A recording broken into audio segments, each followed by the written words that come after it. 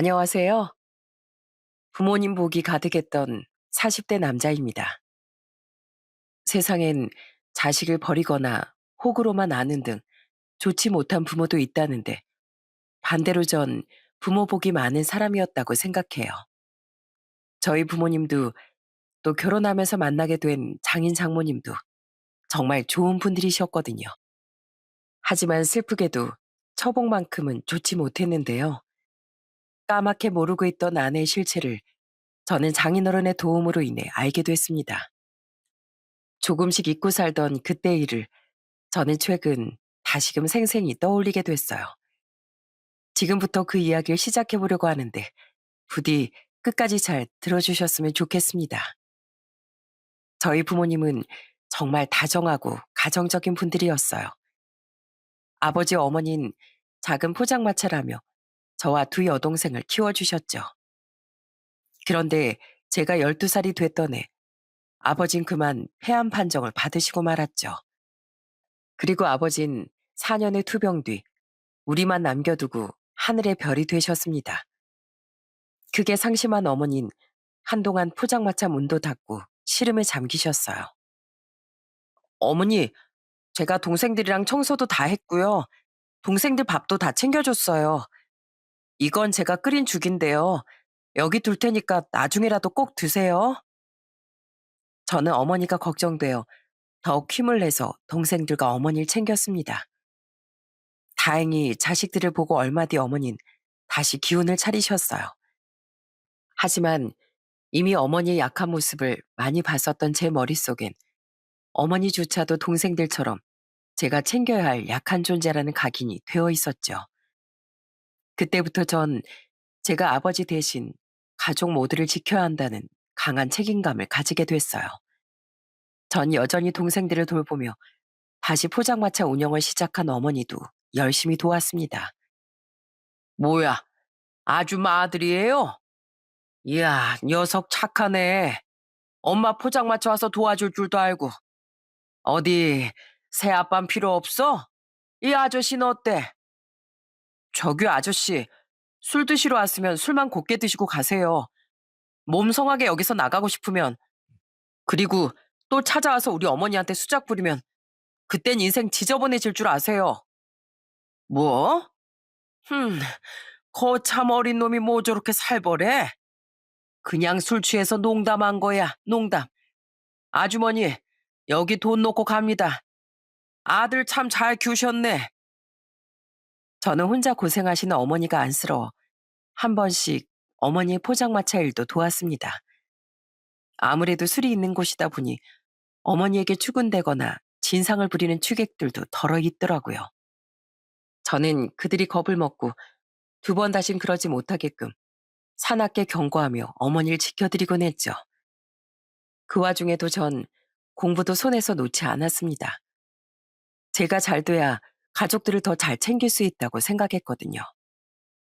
세상에 우리 아들이 선생님이라니. 여보, 하늘에서 보고 있어? 우리 동규가 이렇게 멋지게 잘 컸어. 정말 대견하지? 저는 사범대를 졸업한 후 자격증을 취득해 중학교 교사가 됐습니다. 동생들도 모두 대학 진학 후 직장인이 됐죠. 그래도 전 여전히 제가 아버지를 대신해야 한다는 생각 때문에 동생들을 결혼시킬 때까진 결혼도 하지 않으려고 했어요.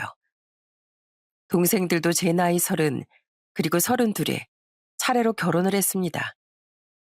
막내 결혼식 날 그제 안도감이 들며 눈물까지 나더라고요.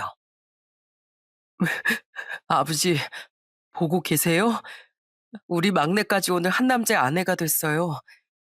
제 동생들, 지금껏 제가 아버지 대신 꽃처럼 잘 보살폈어요. 그러니까 이제 너무 걱정 말고 편히 쉬세요. 그날 아버지를 그리며 저는 울고 또 울었습니다. 그렇게 동생들을 결혼시키고 나서야 저도 조금은 편해진 마음으로 제 인생에 더 집중했어요. 그리고 제가 소개로 만난 초등학교 선생인 아내와 1년 넘게 만남을 갖고 있던 어느 날, 저와 둘이 살던 어머니는 조용히 절 불러 무거운 말씀을 하셨죠. 동규야, 너 지금 만나는 아가씨랑 결혼까지 생각하고 있지? 근데 너 나 모시고 살고 싶어서 그 아가씨한테 결혼 얘기 못 꺼내고 있는 거지? 네? 아, 꼭 그런 건 아니고요. 아니긴 내가 책임감 강한 네 성격을 모르니? 근데 동규야, 그럴 필요 없다. 엄마, 네 외삼촌이랑은 사이가 안 좋아도 이모들과는 잘 지내는 거 알지? 엄마 네 이모들이 살고 있는 고향으로 내려가서 살려고 해. 네? 고향으로요? 그래.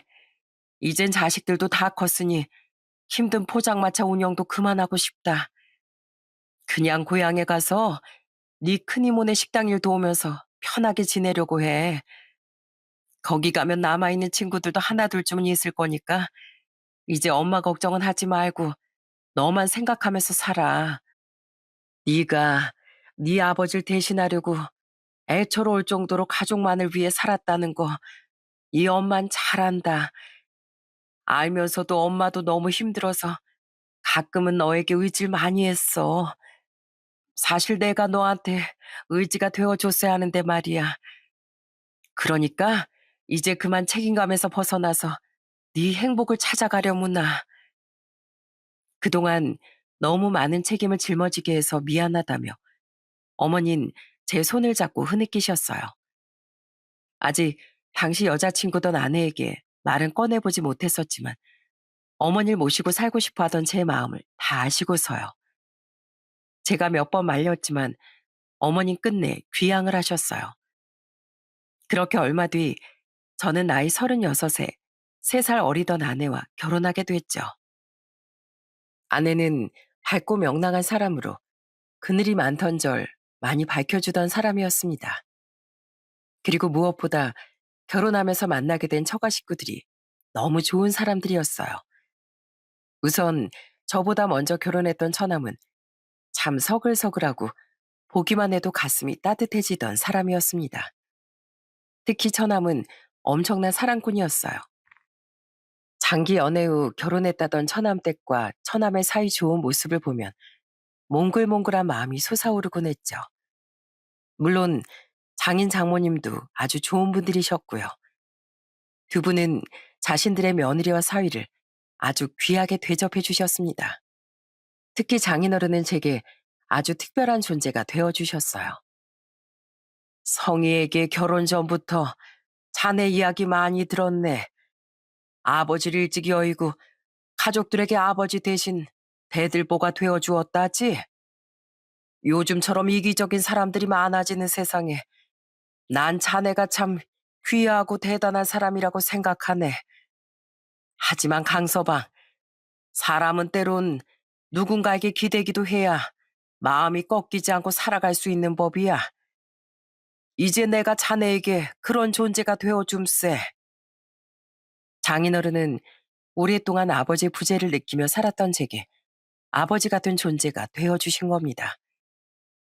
제 아내는 결혼하자마자 임신해 연년생 아들을 둘 낳았어요. 특히 큰애가 태어났을 때 저는 정말 많이 울었었는데 그때 장인어른은 저를 꼭 안아주며 이런 말을 해주셨죠. 애가 뱃속에 있을 때보다 막상 태어난 걸 보니까 아빠가 됐다는 실감이 확 나지? 갑자기 책임감도 밀려오고 그 막중한 책임감 때문에 두렵기도 할 거야. 하지만 두려워하지 말게 강서방. 하나씩 차근차근 아빠로서 자네가 할 수 있는 일을 하다 보면 어느새 자넨 누구보다 좋은 아빠가 되어 있을 거네. 그러다가 혹시라도 막막해지는 일이 생긴다고 한들 뭐가 문제겠나. 자네 옆에 늘 선배 아빠로서 조언해 줄 수 있는 내가 있잖나. 언제든 힘들면 내게 말하게. 알았지? 아빠가 된 걸 축하하네. 늘 다 괜찮을 거예요, 어머니. 괜찮을 거야, 오빠가 있잖아, 등등. 가족들에게 힘이 되어주기만 했던 제게 장인어른이란 존재는 큰 위로가 되어 주었습니다. 장인어른은 몸이 건강해야 정신도 건강해진다며 절 데리고 자주 등산을 가기도 하고 제가 힘들 땐 따로 저를 불러 술도 사주시곤 했어요. 장인어른, 저희 학교 앞까진 어쩐 일이세요? 전화 안 주셨으면 와 계신지도 모르고 차 타고 그냥 퇴근할 뻔했네요. 자네 요즘 계속 표정이 안 좋아 보여서 내 맛있는 거랑 술이라도 한 잔 사주려고 왔네. 따로 밖에서 만나자고 할 수도 있었지만 왜 그런 거 있지 않은가? 학교에서 힘든 일이 있을 때 학교 앞까지 부모가 마중 나와주면 큰 힘이 되는 거 말이야. 왠지 자네가 학교 일로 힘들어하는 것 같아서 내가 조금이나마 더 힘이 돼주려고 일부러 여기까지 왔지. 혹시 학교 교장이나 교감이 괴롭히나? 그런 말만 하게 감히 우리 사이 왜 괴롭히냐고 내가 아주 혼쭐을 내줄 테니까. 다 큰 사위에게 상사가 힘들게 하며 일이라니 웃기면서도 너무나 든든해 눈물이 찔끔 났습니다. 저는 그날 장인어른께 문제 학생으로 인한 고충도 털어놓으며 실컷 하소연도 하고 어리광도 부려댔죠. 뿐만 아니라 장인 장모님은 함께 주기적으로 봉사도 다니셨습니다.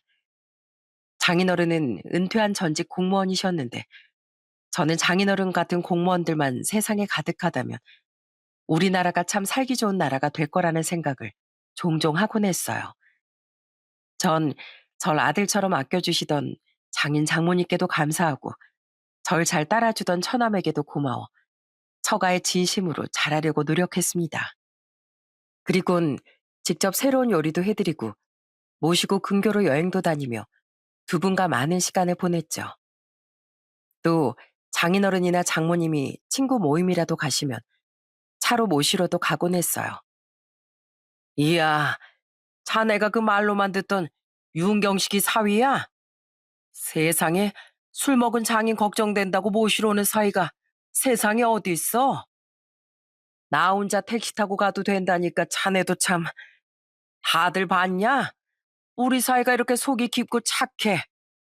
게다가 우리 사이 무려 중학교 선생님이야, 선생님. 우와, 딸은 초등학교 선생에 사위는 중학교 선생이야? 윤경석 이 자식 이거 성공했구만. 두 분은 그럴 때마다 절 친구분들께 자랑하곤 했습니다. 그럼 전 부끄러워서 고개를 푹 숙이고 있거나 가끔은 계산도 해드리곤 했죠. 이런 즐거운 일화뿐 아니라 한 번은 참 서글픈 일화도 있었는데요. 그렇게 깨를 볶으며 살던 처남은 제가 결혼한 지 5년 뒤 이혼을 하게 됐습니다. 충격적이게도 이유는 처남 댁의 바람이었어요. 둘 사이엔 아이도 없었던지라 이혼 후 처남은 회사까지 그만두고 집에 틀어박혀 버리더군요. 저는 매일같이 그런 처남을 찾아가 챙기다 나중엔 아예 저희 집으로 끌고 와 한동안 데리고 살기까지 했어요. 처남, 잘못은 그 여자가 했는데 왜 처남이 인생 다 끝난 듯이 굴어? 오히려 보란 듯이 더 잘 살아야지. 그게 진정한 복수인 거야. 얼른 일어나. 나랑 밥 먹어. 밥 먹기 싫으면 술이라도 먹어. 대신 나랑 같이. 내가 밤새 술을 먹고 울어주든 욕을 해주든 할 테니까 혼자서만 틀어박히지 말고. 그때 처남을 도우려 술을 몇 날 며칠 들이붓다가 위장병이 나기도 하고 함께 우느라 눈이 퉁퉁 부어 한동안 학교 아이들에게 붕어라고 놀림을 받기도 했네요. 그래도 결국 전 노력 끝에 처남을 동굴에서 끌어내는데 성공했습니다. 드디어 기운을 차린 처남은 다시 자신의 집으로 들어간 뒤 새 직장도 구했죠. 애간장을 태우며 처남을 설득하지 못했었던 장인 장모님도 아내도 그때 제게 굉장히 고마워했어요. 처남이야 뭐 그때 이후 완전히 피만 안 섞인 제 친동생 같은 존재가 됐습니다. 그런데 처남의 이혼은 처가에 밀려오던 불행의 시작일 뿐이더군요. 여보, 내가 미안하오. 그날 당신을 혼자 산에 보내는 게 아니었어. 제가 결혼한 지 7년 뒤 장모님은 갑작스레 세상을 떠나셨어요. 사건이 있던 날 장모님은 혼자서 등산을 가셨습니다. 평소엔 장인어른과 함께 다니셨지만 그날은 장인어른께서 참석해야 할 결혼식이 있으셨거든요. 그리고 그곳에서 실수로 실족한 장모님은 다음날 발견됐을 땐 이미 이 세상뿐이 아니셨죠. 가족들 모두가 비통에 잠겼지만 특히 장인어른은 상심이 어마어마하셨어요. 워낙 금슬이 좋으셨던 데다 너무 갑작스런 이별이었으니까요. 매영, 아버진 제가 모실게요. 아니야, 우리 집에서 모시는 게 나아. 처남은 3교대 근무라 집에 있는 시간이 들쭉날쭉하고 또 처남 말곤 집에 아무도 없잖아. 이럴 땐 우리 집처럼 북적북적한 게 우울해하는 장인어른께 훨씬 도움과 위로가 될 거야. 장인어른이 걱정됐던 전 아내와 상의 후 장인어른을 저희 집으로 모셨습니다. 처남은 자신이 장인어른을 모시고 싶어 했지만 현실적으로 저희 집에 계시는 게 장인어른의 슬픔을 몰아내는데 더 도움이 될 것 같아 제가 고집을 부렸죠. 장인어른, 이게 요새 엄청 유행하는 드라마래요. 같이 보실래요? 됐네. 집사람을 그 무서운 곳에 보내고 내가 어떻게 혼자 깔깔대고 웃겠나. 장모님은 무서운 곳이 아니라 분명 천국에 가 계실 거예요. 워낙 천사 같은 분이셨잖아요. 그럼 전 여기서 TV 볼 테니까 장인어른은 옆에만 계셔주세요. 알겠죠? 저는 장인어른을 다시 기운나게 하기 위해 열심히 노력했습니다. 물론 아내도 노력했지만 같은 남자의 취향은 남자가 더 잘하는 법이잖아요. 전 장인어른께 밝거나 활기찬 드라마나 영화를 보여드리려고 노력하고 기운 없어하는 장인어른을 모시고 억지로 동네 헬스장 개인 교습도 끊어드렸어요. 이거 되게 비싼 거잖아. 난 됐네. 별로 운동할 의욕도 없고. 그래도 하세요, 장인어른.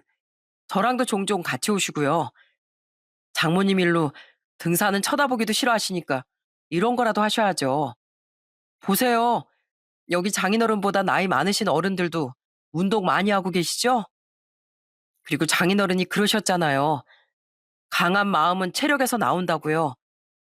저랑 저희 집사람, 그리고 처남을 봐서라도 제 말 좀 들어주세요. 이렇게 저도 아내도 자주 찾아오던 처남도 노력한 데다 저희 애들까지 장인어른 옆에 꼭 붙어서 애교를 부리니 다행히 장인어른은 다시 힘을 내기 시작하셨습니다.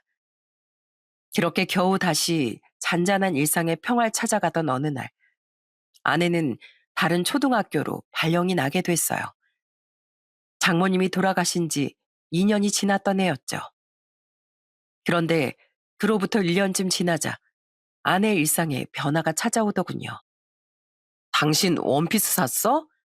저번에도 몇 번이나 원피스며 치마며 사더니 요새 무슨 바람이 불어서 그렇게 예쁜 옷을 사들인데? 안 하던 화장도 자꾸 하고. 이거 어디 잘생긴 남자라도 생긴 거 아니야? 아휴, 남사스러워라. 가장 도덕적이어야 할 초등학교 교사한테 그게 무슨 소리세요, 낭구님.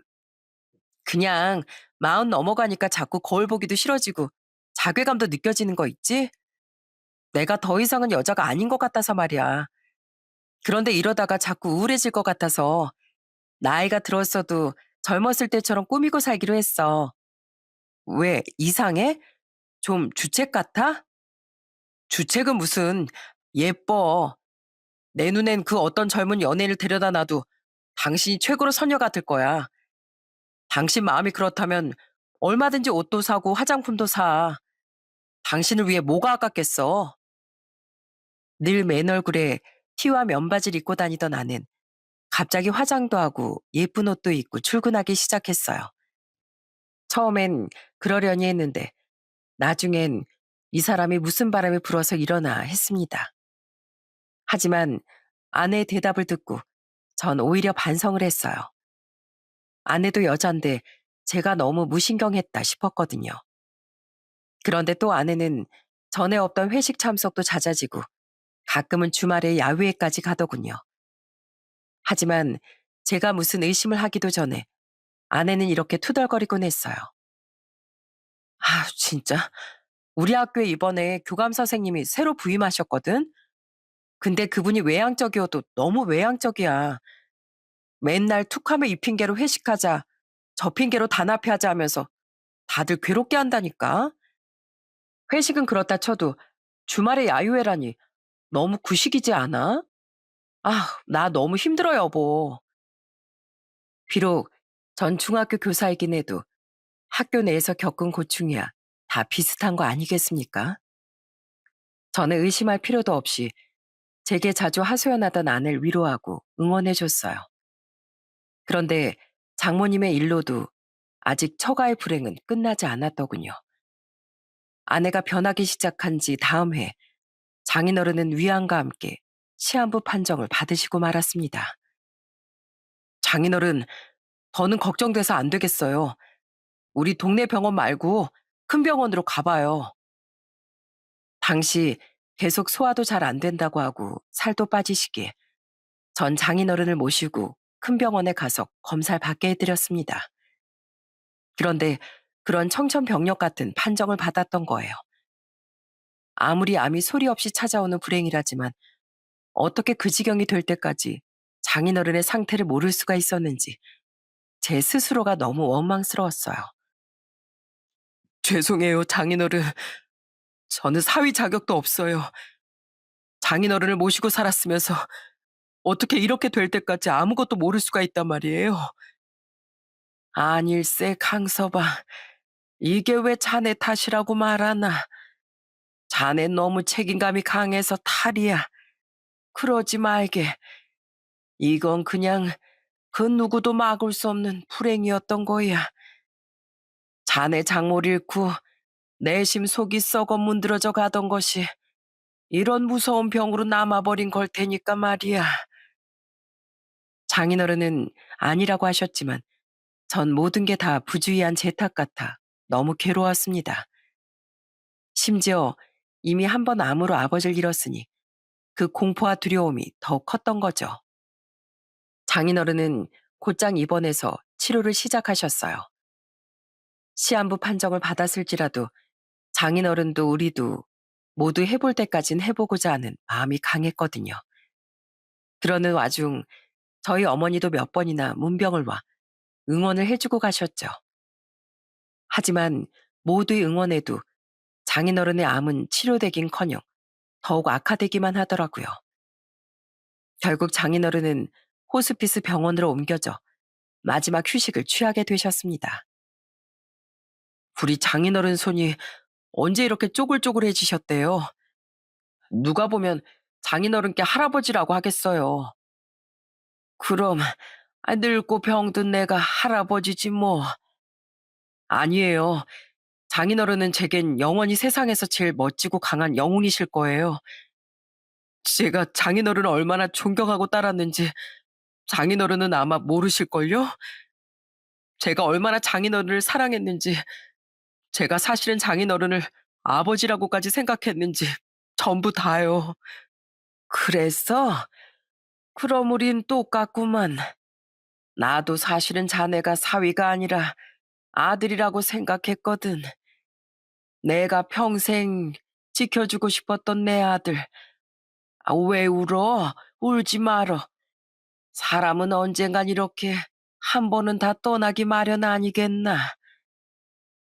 처남과 아내와 전 번갈아 가며 장인어른을 간병했습니다.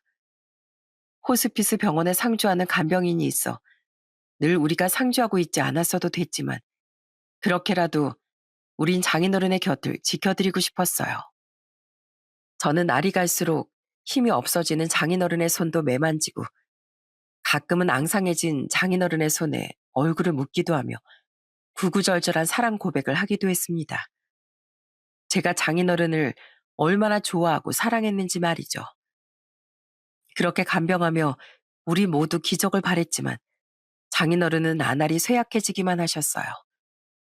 그런데 언제부턴가 장인어른이 제게 자꾸 미안하다는 말을 하시는 거예요. 왜 자꾸 미안하다는 말을 하세요, 장인어른? 그냥, 그냥 다 미안하네, 강서방. 그땐 그냥 아프신 분이 가족들에게 미안해서 하시는 말씀인 줄 알았습니다. 그리고 그렇게 말씀하신 지 3주쯤 지났던 어느 날엔 장인어른은 집에 가고 싶다는 말을 하시더라고요. 나는 알아. 이제 나에게 남은 시간이 얼마 남지 않았다는 걸 말이야. 그러니까 눈 감기 전에 마지막으로 집에서 휴식을 취하고 싶네. 의사 또한 장인어른이 하시고 싶은 대로 들어드리는 게 좋겠다고 말하더군요. 그렇게 우린 장인어른을 집으로 모시고 왔어요. 집에 오시자 힘이 나는 건지 아니면 마지막으로 기적 같은 기운을 차리신 건지 장인어른은 힘들게나마 스스로 거동해 집안 곳곳을 돌아다니기도 하시더라고요. 그리고 그로부터 이틀 뒤 아직 아내가 퇴근하지 않았던 시간에 장인어른은 절 불러 조용한 목소리로 의아한 말을 하셨습니다. 강서봐, 내가 죽거든 꼭 내 서재 서랍을 열어보게. 우리 성이 없을 때 자네 혼자 말이야. 네? 서재 서랍이요? 그냥 지금 가서 열어보면 안 돼요? 그게 뭔데요, 장인어른? 지금 말고 나 보내주고 열어봐. 열어보면 알게 돼. 내가 늘 미안했고 또 미안하네 강서봐. 장인어른은 굳이 집안의 서재 서랍을 자신의 사후에 그것도 아내가 모르게 열어보라는 말을 하신 거예요. 그게 대체 무슨 말이냐고 되묻던 제게 왠지 모를 괴로운 표정으로 쓰게 웃기만 하시면서요. 궁금했지만 다 뜻이 있으시겠지 싶어 저는 서랍을 열어보지 않았습니다. 무엇보다 그땐 자신의 마지막을 암시하는 장인어른의 말씀 때문에 너무 괴로워 궁금증 따윈 금세 잊혔었어요.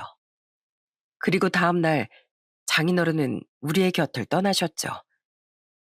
위독해진 장인어른을 급히 병원으로 옮겼지만 장인어른은 얼마 뒤 결국 장모님의 곁으로 떠나시고 말았어요. 아버지, 뭐가 그렇게 급해서 이렇게 빨리 가신 거예요? 아빠, 아빠. 그때 정말 장례식을 무슨 정신으로 치렀는지 모르겠습니다.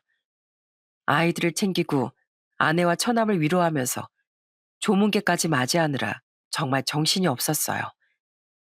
이제 처가 식구들 중 가장 나이가 많은 사람은 저니까 제가 모두에게 의지가 되고 책임도 져야 한다고 생각했거든요. 장례식장엔 많은 분들이 참석해 주셨습니다. 친척분들과 저희 어머니, 제 동생들과 장인어른의 지인분들, 아내와 처남, 그리고 제 직장 동료들까지 말이죠. 그렇게 장례를 끝내고 장인어른을 낙골당으로 모신 뒤 우린 지친 몸을 이끌고 집으로 돌아왔어요. 여보, 애들이 많이 피곤했나 봐. 씻고 금세 잠들었어. 나도 너무 피곤해서 좀 잘 테니까 당신도 눈 좀 붙여. 아내와 아이들은 고된 피곤함에 씻고 금세 잠이 들었습니다. 저도 피곤하기 마찬가지였던지라 소파에 누워 눈을 감아봤어요. 하지만 잠은 오지 않고 계속해서 장인어른과의 추억만 떠오르더군요. 장인어른, 왜 이렇게 빨리 제 곁을 떠나셨어요? 그제야 가족들을 챙기느라 참았던 눈물이 왈칵 터졌습니다. 전 장인어른이라는 말을 읊조리며 울고 또 울었어요. 벌써부터 밀려오는 그리움에 장인어른의 방으로 가서 장인어른이 마지막에 누워 계셨던 침대 이불보를 쓸어보기도 했죠. 그런데 그 순간 자신의 서재 서랍을 열어보라던 장인어른의 유언이 불쑥 떠오르더군요. 아내가 없을 때 열어보라는 장인어른의 말씀이 생각나 전 우선 아내가 곤히 잠든 것이 맞는지부터 확인했어요. 그리곤 장인어른의 서재 서랍을 열어보니 그곳엔 웬 서류 봉투 하나가 있더라고요. 이건가? 대체 뭘 숨겨두셨길래 이, 이건 서류 봉투를 열어본 순간 저는 경악을 했습니다. 그곳엔 다름 아닌 아내의 엄청난 비밀이 숨겨져 있었거든요. 서류 봉투 안에는 아내가 웬 남자와 다정히 스킨십하는 사진들이 잔뜩 들어있더군요. 그 남자의 신상 정보도 함께요. 나이는 집사람보다 한 살 어리고 몇 해 전에 이혼하고 애 양육비를 보내면서 살고 있다고? 이건 뭐야? 직장에 아내랑 같은 초등학교에 다니고 있잖아. 뭐야, 이 여자가 지금 같은 학교 선생이랑 바람이 난 거야? 그러니까 아내는 같은 학교 선생과 바람이 났던 겁니다.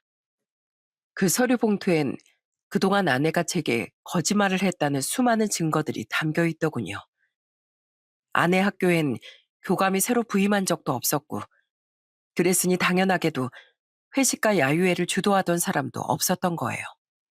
아내는 무려 1년 하고도 몇 개월 동안 제게 거짓말을 하고 그놈과 데이트를 하고 다녔던 겁니다. 너무 큰 충격에 저는 손까지 덜덜 떨었어요.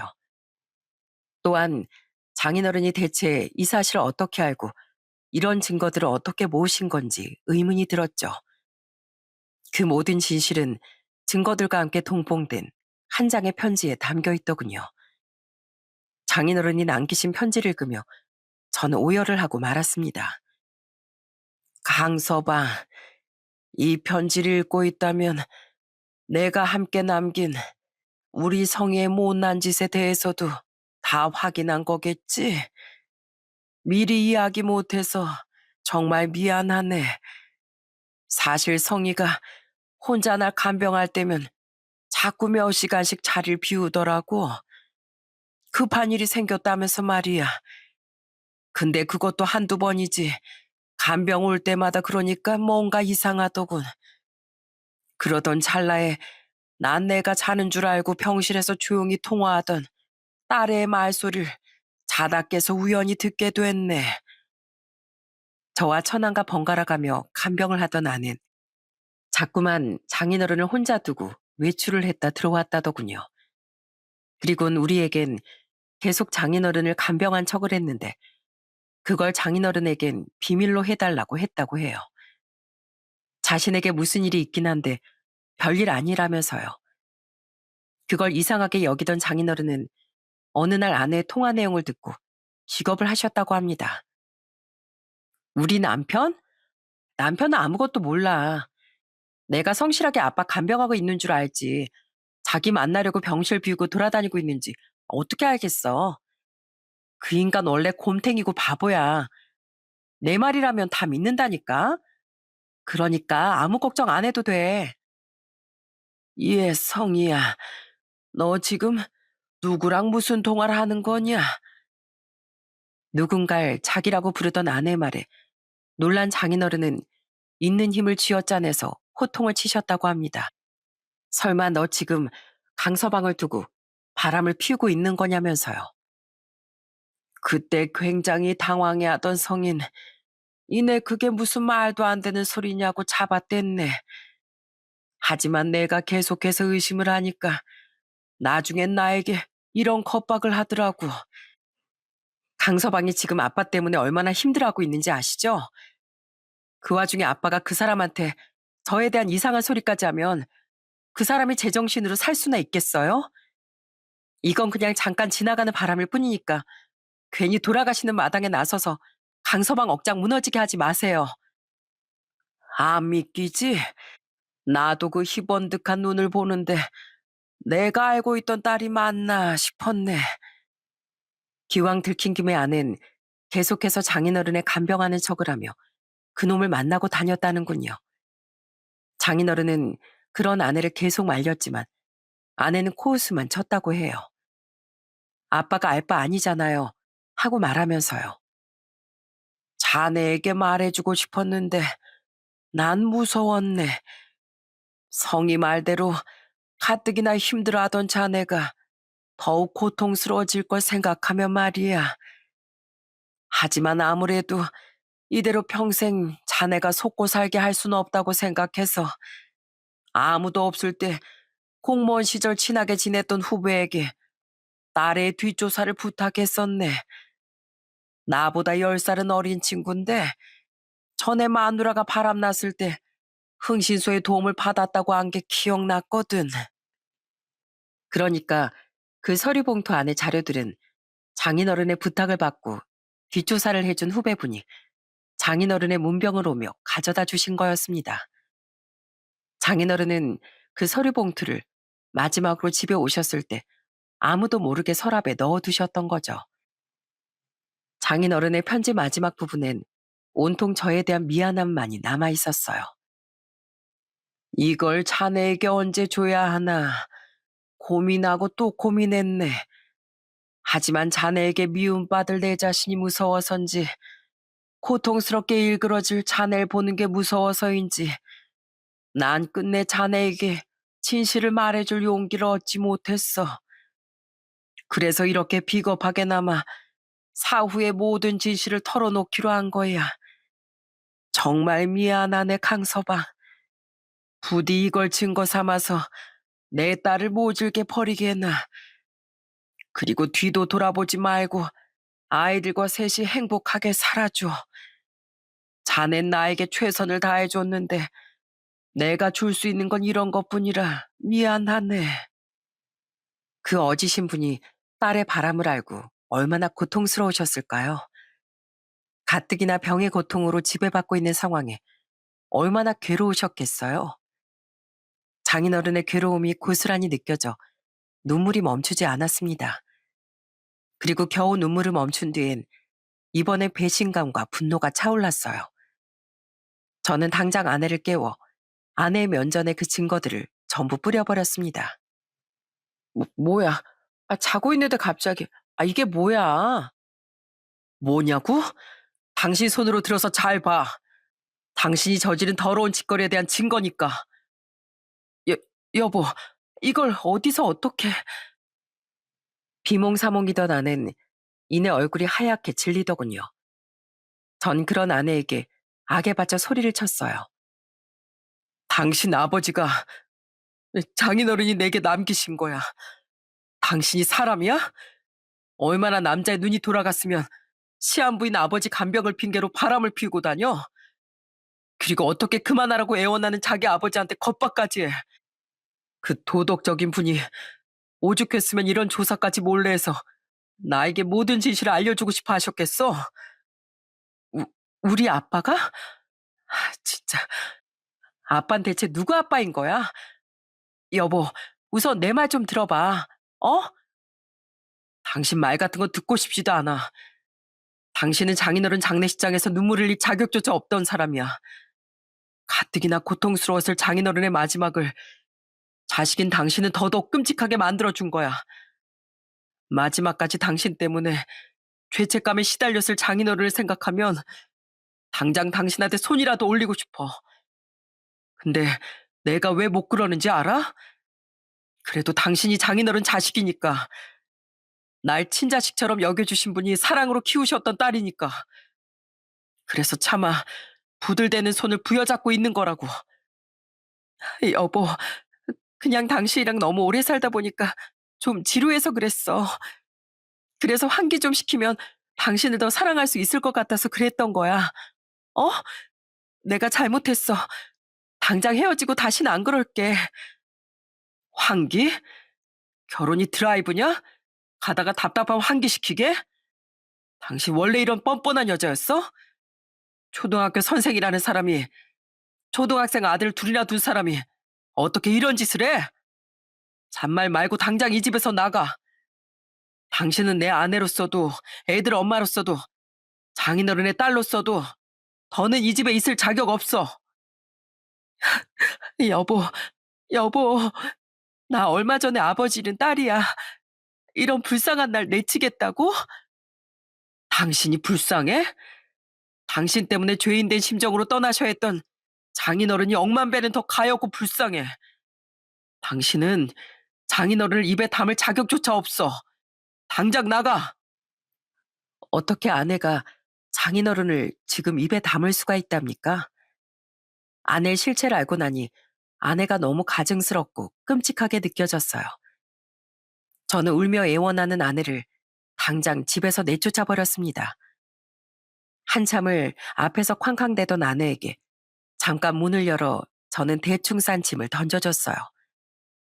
그리곤 다시 문을 잠가버렸더니 이내 아내는 어디론가 사라지고 말았죠. 하지만 아내를 내쫓은 걸론 분이 풀리지 않아 다음 날 전 아침 일찍 아내의 학교 교무실로 찾아갔어요. 어떻게 오셨죠? 저 윤성희 선생 남편 되는 사람입니다. 아, 안녕하세요. 조문 갔을 때 뵀었는데 제가 이 학교 교감입니다. 근데 윤 선생님은 아직 부친상 휴가로 오늘 안 나오셨는데 남편분이 여기는 어쩐 일로? 네, 압니다. 저 집사람 말고 김재관이라는 선생 만나러 왔어요. 아, 저기 있네요. 야, 김재관. 내가 어제 내 아내를 집에서 쫓아냈는데 여태 잠잠하더라? 너희 집으로 갔지? 너 이혼하고 혼자 살고 있다며. 1년이 훨씬 넘게 내 마누라랑 바람 피우는 사이였다며. 그런 주제에 감히 우리 장인어른의 장례식장까지 조문을 와? 네? 김 선생이요? 김 선생, 지금 이분 말씀이 다 무슨 말인가? 그, 그게요? 저는 가자마자 상간남을 찾아내 냅다 망신을 줬습니다. 제 폭로에 얼굴이 파랗게 질린 그놈은 아무 말도 못하고 우물쭈물거리더군요. 교무실 안의 사람들은 모두 경악을 하고 있었는데요. 저는 교무실이 떠나가라 더욱 소리쳤어요. 왜 말을 못해? 그렇게 파렴치한 지식으로 알면서도 감히 유부녀랑 붙어먹어? 그것도 초등학교 선생이랑 인간들끼리? 너도 전처편에 초등학생 아들이 있다며. 이 아들 보기 부끄럽지도 않냐? 내가 너희들 다 가만히 안 놔둘 거야. 너희들한텐 평생 천벌이 내려질 거야. 으, 죄송합니다, 사장님. 정말 잘못했습니다. 솔직히 전 처음엔 계속 피했거든요. 근데 윤성희 선생님이 자꾸 적극적으로 유혹하고 매달려서 저도 외로워서 홧김에 만나게 된 거예요. 만나면서도 계속 불안했던 게 자꾸 학교 내에서도 빈 교실 찾아서 유혹하려고 하고 애들 앞에서도 티나게 행동해서 너무 무서웠었어요. 헤어지려고도 해봤는데 자꾸 학교에서 대놓고 매달려서 들킬까봐 무서워서 그러지도 못했어요. 정말 죄송합니다. 결국 덜덜 떨던 그놈은 제 앞에 무릎까지 꿇고 용서를 빌었습니다. 들어보니까 정말 가관이더라고요. 그놈은 아내가 자신에게 집착에 가깝게 매달렸다고 말했거든요. 하지만 그래도 유부녀와 붙어먹은 건 잘못이기에 저는 교감 선생님에게 말했어요. 자기 입으로 인정한 거 들으셨죠, 교감 선생님? 아마 교장실에서 교장 선생님도 제 말소리 다 듣고 계시겠죠? 이런 인간들이 초등학생을 가르친다는 게 말이 됩니까? 부탁드리는데 두 인간 모두 교육청과 연계해서 확실한 처분 부탁드립니다. 만약 쉬쉬하신다면 저 절대 가만히 있지 않을 거예요. 더 기가 막혔던 건 그날 아내가 집으로 찾아와 제게 난리를 쳤다는 겁니다. 하도 난리를 치기에 쫓아보내려고 나가봤더니 아내는 눈물을 줄줄 흘리며 악을 쓰더라고요. 학교까지 찾아가면 어떡해. 진짜 내 인생 다 말아먹으려고? 나 그 사람 집에 가 있었는데 그 사람한테도 차이고 쫓겨났어. 이제 세상에 다 알려진 마당에 자기가 무서울 게 뭐가 있겠냐면서 제발 자기한테서 좀 떨어지라더라. 날 집에서 내쫓아 놓고 갈 곳까지 없게 만들어? 동생 집까지 찾아가니까 걔는 아예 나한테 소금까지 뿌렸어. 나 같은 건 평생 누나로도 안 여길 거래. 내 인생 이제 어떡할 거야. 학교에서도 분명 징계받을 텐데 창피해서 앞으로 교사 생활 어떻게 하라고. 그걸 왜 나한테 물어. 그럼 바람 때문에 이혼한 처남이 당신 짓거리를 알고도 아, 우리 누나 잘했다. 이럴 줄 알았어? 이건 다 당신이 자초한 일인데 나더러 어쩌라고? 그리고 당신 그 남자한테도 무지막지하게 매달렸었다며? 애들 보기 창피하지도 않냐? 내가 당신이 애들 엄마니까 제발 부탁하는데 인생 창피하게 좀 살지 마. 그리고 집안에 애들 있는 거 몰라? 목소리 안 낮춰? 당장 나가. 당신 진짜 끝까지 이럴 거야? 우리 부모님이 당신한테 얼마나 잘해주셨는데 우리 부모님 보기 죄송하지도 않아? 당신이나 죄송해. 당신 부모님한테. 막대 먹은 불효녀야. 아, 그리고 당신이 앞으로 교사 생활 어떻게 하냐고? 걱정하지 마. 아마 당신 교사 인생은 끝일 테니까. 내가 당신 같은 인간은 절대 교직 생활 못하게 지역 커뮤니티랑 마음카페까지 글도 올렸어. 법에 안 걸리게끔 아주 교묘하게. 뭐? 당신 진짜 돌았어? 이 상황에 내가 제정신일 리도 없고 나보다 진즉 돌아있던 사람은 당신이야. 난 더 이상 당신 같은 인간이랑 말 섞기 싫으니까 당장 나가라고. 나가!